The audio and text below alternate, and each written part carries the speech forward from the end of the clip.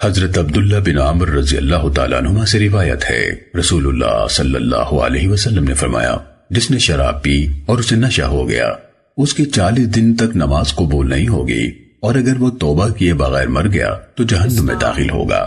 اگر اس نے توبہ کی تو اللہ اس کی توبہ قبول فرمائے گا۔ اگر اس نے دوبارہ شراب پی لی اور اسے نشہ ہو گیا تو اس کی نماز مزید 40 دن تک قبول نہیں ہوگی۔ اگر اس اسنا میں وہ توبہ کیے بغیر مر گیا تو جہنم میں داخل ہوگا، اور اگر توبہ کر لی تو اللہ اس کی توبہ قبول فرمائے گا۔ اگر اس نے پھر تیسری بار شراب پی اور اسے نشہ ہو گیا تو اس کی نماز مزید 40 دن تک قبول نہیں ہوگی۔ اگر وہ مر گیا تو جہنم میں داخل ہوگا، اور اگر توبہ کر لی تو اللہ اس کی توبہ قبول فرمائے گا۔ اگر اس نے پھر چوتھی بار شراب پی تو اللہ تعالیٰ نے ایسے شخص کے بارے میں پختہ فیصلہ کر لیا ہے کہ اسے قیامت کے دن گندی کیچڑ پلائے گا۔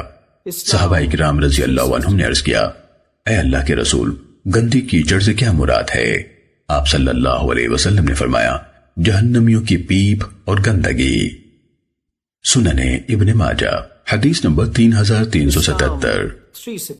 حضرت عبداللہ بن عمر رضی اللہ تعالیٰ عنہما سے روایت ہے، رسول اللہ صلی اللہ علیہ وسلم نے فرمایا، شراب میں 10 طرح پر لعنت کی گئی ہے، خود اس شراب کی ذات پر، اس کو نچوڑنے والے یعنی رس نچوڑ کر شراب بنانے والے پر، نچڑوانے والے یعنی شراب بنوانے والے پر، اس کے بیچنے والے پر، اس کے خریدنے والے پر، اس کے اٹھانے والے پر، جس کے پاس لے جائی جائے اس پر، اس کی قیمت کھانے والے پر، اسے پینے والے پر، اور اس کے پلانے والے پر۔